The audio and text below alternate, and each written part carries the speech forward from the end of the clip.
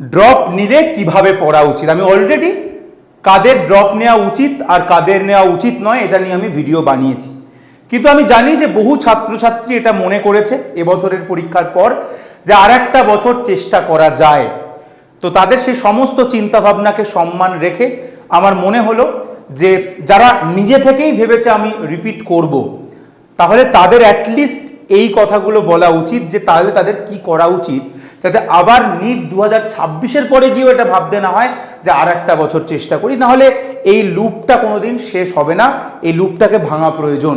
তাই যারা এবছর মনস্থির করে নিয়েছে যে আমি রিপিট করব, তাদের কি করা উচিত, সারা বছর ধরে কি ভুলগুলো মেনলি করে, আমি সেই সমস্ত কিছু নিয়ে কথা বলবো। এবং অবভিয়াসলি যারা আমার কাছে পড়বে, ফিনিক্সে যারা পড়বে, যেহেতু যেটা আমাদের রিপিটার ব্যাচ, সেইখানেও কি করা উচিত যাতে এটাই শেষ ড্রপ হয়, এটাই শেষ রিপিট হয়, আমি সে কথাও বলবো। তো অবভিয়াসলি এটা খুব গুরুত্বপূর্ণ ভিডিও, সেটা যারা ফিনিক্সের ছাত্রছাত্রী কিংবা নয় প্রত্যেকের জন্যই, কারণ সাফল্যের সূত্র, সাকসেসের মন্ত্র সবসময় একই রকম থাকে, ওটা চেঞ্জ হয় না।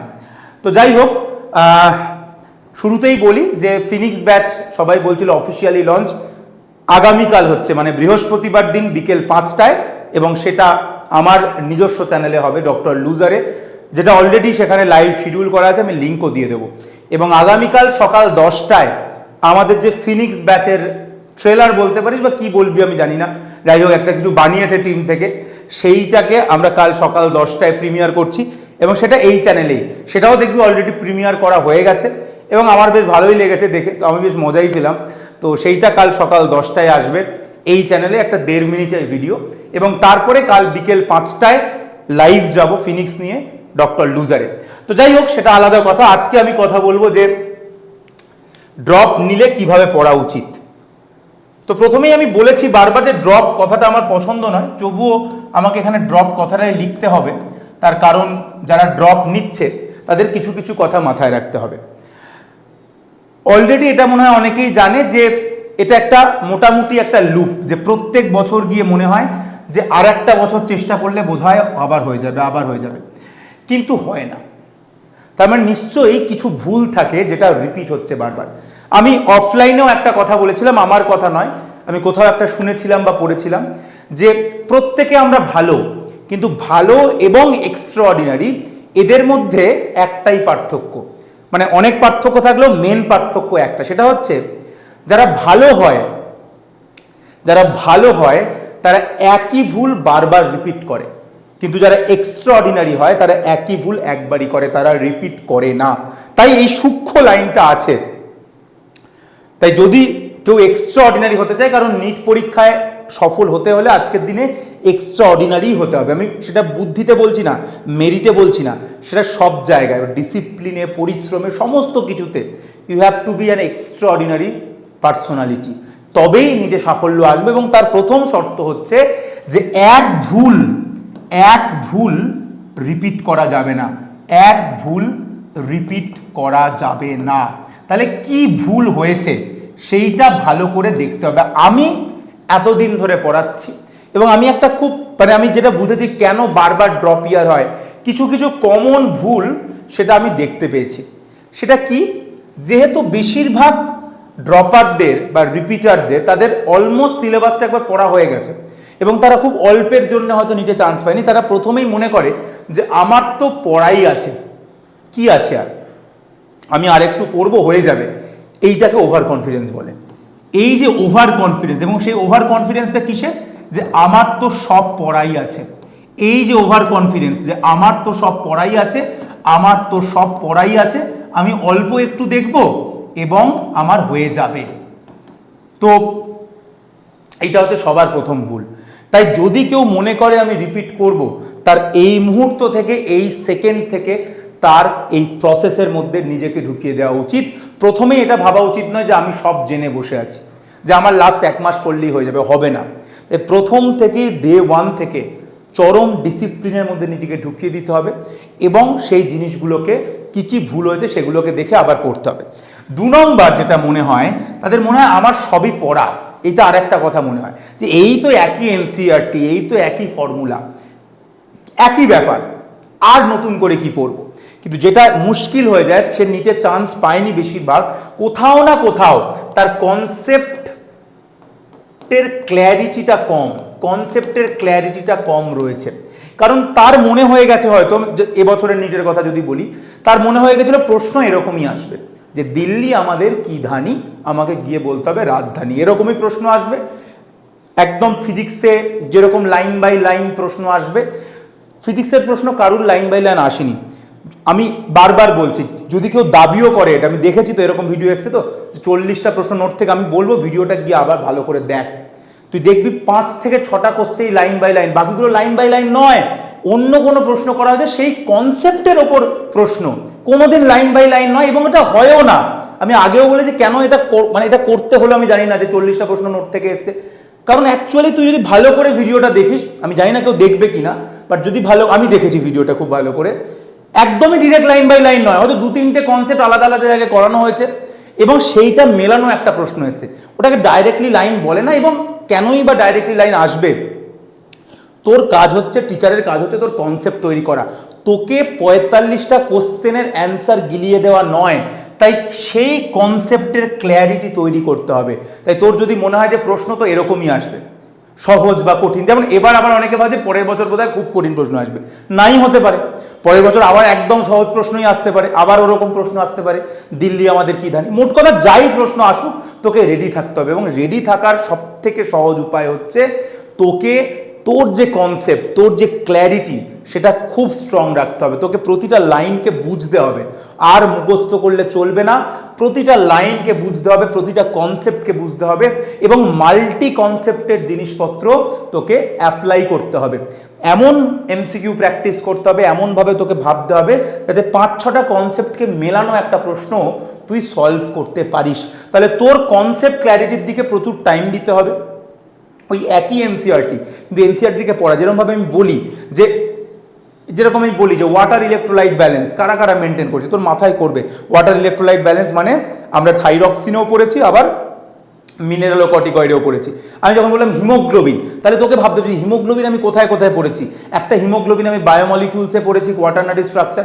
তারপরে হিমোগ্লোবিন আমি ব্রিদিং এবং এক্সচেঞ্জে পড়েছি, যেখানে আমি পড়েছি যে হিমোগ্লোবিন অক্সিজেনকে ক্যারি করে 95%, কার্বন ডাইঅক্সাইডকে ক্যারি করে 20-25%। তারপরে হিমোগ্লোবিন আমি পড়েছি বডি ফ্লুইড অ্যান্ড সার্কুলেশনে, যেখানে আমি দেখেছি 12 থেকে 16 গ্রাম পার ডেসিলিটার হিমোগ্লোবিন থাকে রক্তের মধ্যে। তাহলে এই যে কোরিলেশন, এই হিমোগ্লোবিন বলার সাথে সাথেই তোর মাথায় ভেসে উঠলো যে হিমোগ্লোবিন কোথায় কোথায় রয়েছে। এই আন্ডারস্ট্যান্ডিংটা খুব প্রয়োজন, এই কোরিলেশনটা খুব প্রয়োজন। তাই যারা মনে করছে আমি রিপিট করব, তারা যেন প্রথমে এটা না ভাবে আমি তো সব জানি। অবশ্যই তুই যদি সব জানতিস তুই এবারেই চান্স পেয়ে যেতিস, তোর কোথাও না কোথাও ল্যাগ রয়েছে। তাই সবার আগে নিজের দুর্বলতা, নিজের যে নেগেটিভ দিকটা রয়েছে সেটাকে অ্যাকসেপ্ট কর। কারণ যতক্ষণ না তুই সেটাকে অ্যাকসেপ্ট করবি, যতক্ষণ তোর মনে হবে আমি তো সব জানি, ততক্ষণ অবধি হবে না। যতক্ষণ তোর মনে হবে আমি তো সব জানি, টিচার আমাকে কেন 45টা কোশ্চেন মুখস্থ করিয়ে দেয়নি, ততক্ষণ অবধি তোর হবে না। তাই তোকে তোর কনফিডেন্সটাকে বেস লেভেলে আনতে হবে এবং প্রচণ্ড পরিশ্রম করতে হবে। তোর যে ফাঁক জায়গাগুলো রয়েছে সেই জায়গাগুলোতে কাজ করতে হবে এবং প্রতিটা লাইন, প্রতিটা কনসেপ্ট সেগুলোকে তোকে ক্লিয়ার করতে হবে, বায়োলজি, ফিজিক্স, কেমিস্ট্রির প্রত্যেকটা জায়গাতে। এবং সব থেকে আমি যেটা রিপিটার স্টুডেন্টদের যেটা ভুল দেখেছি সেটা হচ্ছে মক টেস্ট। তারা মনে করে আমি মক টেস্ট কি দেবো, আর পরীক্ষার আগে কয়েকটা মক টেস্ট দেবো তাহলেই বোধহয় হয়ে যাবে, শুরুর দিকে কি মক টেস্ট দেবো, আমি তো অলরেডি নিটে এত নম্বর পেয়ে এসেছি। এবং তারা মক টেস্ট থেকে দূরে চলে যায়। It's a blunder blunder blunder. তোকে ডে 1 থেকে, যেহেতু তোর অলরেডি গোটা সিলেবাস পড়া রয়েছে, তোর উচিত প্রথম দিন থেকেই ফুল সিলেবাস টেস্ট দেওয়া। এবার ফুল সিলেবাস টেস্ট কোনো ইনস্টিটিউট নেবে না শুরুতে, তাহলে তোর উচিত যে এই যে ফুল সিলেবাস টেস্ট তুই এত পাবি, টেলিগ্রামে রয়েছে, এদিকে রয়েছে, প্রতি সপ্তাহে একটা করে ফুল সিলেবাস টেস্ট দেওয়া তোর নিজের জন্য। নিজে পরীক্ষার মতো করে ফুল সিলেবাস টেস্ট দে, অ্যানালিসিস কর কেন ভুল হচ্ছে সেগুলোকে দেখ, এবং তারপরে সেই জায়গাগুলো কিন্তু মুখস্থ নয়, শুধু পাতা উল্টানো নয়, প্রতিটা লাইনকে পড়া। তো এই জিনিসগুলো তোকে করতে হবে, স্ট্র্যাটেজিক্যালি পরিশ্রম করতে হবে। যারা অক্সিজমে পড়বে, ফিনিক্সে পড়বে, দেখ আমাকে অনেকে কি একটা বলছিল, আমাকে বিভিন্ন ইনস্টিটিউটের কথা লোকে বলে, কেন বলে আমি জানি না ভাই, আমি অক্সিজম, আমি বাকিদের কথা কেন বলবো। আমাদের কোর্স ফি 5,000 টাকা আমরা নিই এবং এই 5,000 টাকাতে আমরা একটা পশ্চিমবঙ্গের ইনস্টিটিউট 5,000 টাকাই নিই, এবং এই টাকাতে আমরা এত বছর প্রতি বছরই আমরা কিছু না কিছু চেষ্টা করি যে আরও বেশি কি দেওয়া যায় টাকা না বাড়িয়ে। গত বছর আমরা 4 দিনের অফলাইন ক্লাস নিয়েছি, 4 দিন এবং আগে একদিন 5 দিন অফলাইনে পড়িয়েছি, লম্বা লম্বা ক্লাস হয়েছে এবং আমরা ম্যাক্সিমাম সিলেবাস কভার করার চেষ্টা করেছি। 5 দিন অফলাইনে ক্লাস নিয়েছি, তাতে একটা হিউজ খরচ হয়েছে, কিন্তু আমি কারুর থেকে চাইলেই কিছু টাকা নিতে পারতাম, বলতে পারতাম এটা রেজিস্ট্রেশন ফিস, 1 পয়সাও নেই। তাই এই যে সুবিধাটা আছে অফলাইন রিভিশন, সেগুলো তো অবশ্যই তুই করবি। এবছর আমরা যেটা শুরু করছি যে অফলাইন ডাউট ক্লিয়ারিং, তাহলে আমাদের যে জায়গা রয়েছে সেইখানে তুই আয় এবং তোর যে কনসেপ্টের গন্ডগোল আছে সেগুলোকে ঠিক করে নিয়ে যা। আমরা তো তার জন্য, আমি এরকমও কলকাতার মধ্যে বহু ইনস্টিটিউট রয়েছে, বহু এরকম পেয়ে যাবি তুই, যারা অনলাইন কোর্স 1 লাখ টাকার উপরে বেচে অনলাইন আজকের দিনে দাঁড়িয়ে। তাই আমাকে যখন কেউ বাকি ইনস্টিটিউটের সাথে কম্পেয়ার করে না, আমার খুব খারাপ লাগে। আমরা 5,000 টাকাতেই এইটাও তো তোকে দিচ্ছি, তার জন্য তো এক্সট্রা চার্জ নিচ্ছি না। কেন নিচ্ছি না, তার কারণ আমি বারবারই বলেছি যে পয়সা কামানো যদি ইন্টেন্ট হতো অনেক কিছু হয়ে যেত। যে আজকে 1 লাখ টাকা নিচ্ছে, যদি কোনো একটা ইনস্টিটিউট 1 লাখ টাকা নেয়, তাহলে সে 100টা স্টুডেন্ট তো পাবেই ভাই, কেউ না কেউ তো যাবে যে 1 লাখ টাকা দেবে, তার মনে হবে 1 লাখ টাকা দিলেই বোধহয় ডাক্তার হয়ে যাবো। টাকাটা ফ্যাক্টরি নয়, আমার হয়তো ওরকম হবে না, কিন্তু আমি চাই যে ম্যাক্সিমাম যতটা স্টুডেন্টকে হেল্প করা যায়। আমি 5,000 টাকা নিয়েছি, তাই আমি যতটা, এবং সেটা আমি চেষ্টা করি যে 5,000 টাকা নিয়ে কিভাবে তাকে যতটা সম্ভব, মানে তাকে যতটা সম্ভব ডেলিভার করা যায়। তাই এইটা আমি যখন চালু করেছি অফলাইন ডাউট ক্লিয়ারিং, যেটা এবছর থেকে ফিনিক্সে থাকবে, তাই সেটা সুযোগ থাকা সত্ত্বেও তুই যদি ভাবিস যে আমি যাব না, ডাউট সলভ করব না, তাহলে আমি কি বলতে পারি? সেই জন্যই হয়তো কোনো ইনস্টিটিউট 1 লাখ টাকা নেয়, হয়তো তুই 1 লাখ টাকা দিলে তুই ভাবতিস যে না তাহলে যাই, এত টাকা দিয়েছি যখন, তাহলে অফলাইনে গিয়ে ডাউট সলভ করে আসি। আমি 5,000 টাকা নিচ্ছি বলে হয়তো সেই মর্ম কেউ বুঝবে না, তবে আমি চাই যারা ড্রপ করবি, যারা ফিনিক্সে পড়বি, তারা এই জিনিসটাকে ভালোভাবে ইউজ করিস।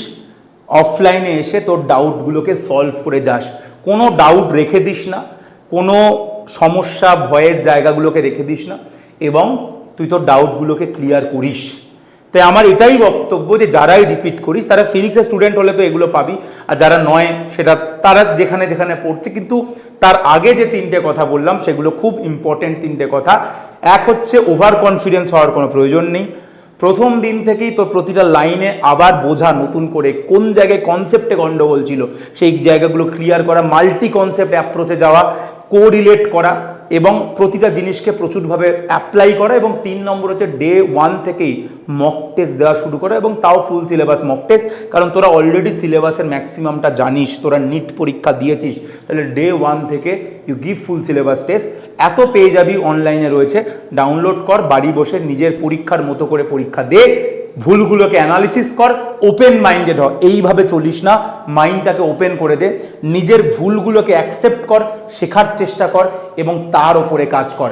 এইগুলো যদি করিস, আমার মনে হয় এটাই তোদের শেষ ড্রপ হবে। আর যদি এটা না করিস, তাহলে পরের বছর আবার যখন 20-30 নম্বরের জন্য চান্স হবে না, তোর মনে হবে আরও একটা বছর দেখি, 20-30 নম্বর তো পরের বছর মেকআপ করেই নেব, যে লুপে বহু ছাত্রছাত্রী পড়ে গেছে। তাই এই জিনিসগুলোকে মাথায় রাখিস।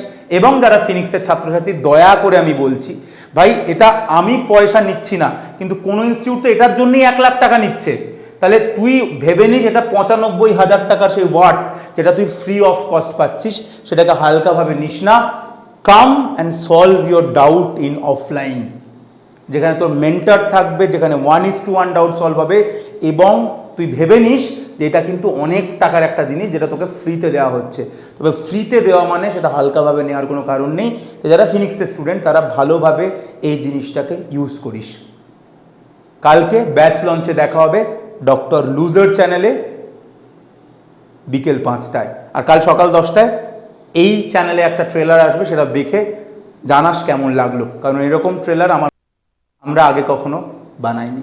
দেখা হচ্ছে কাল বিকেল 5টায় ডক্টর লুজারে with the Phoenix batch launch, যেখানে আমরা ইন ডিটেলস ফিনিক্স নিয়ে কথা বলবো। থ্যাংক ইউ, সবাইকে ধন্যবাদ।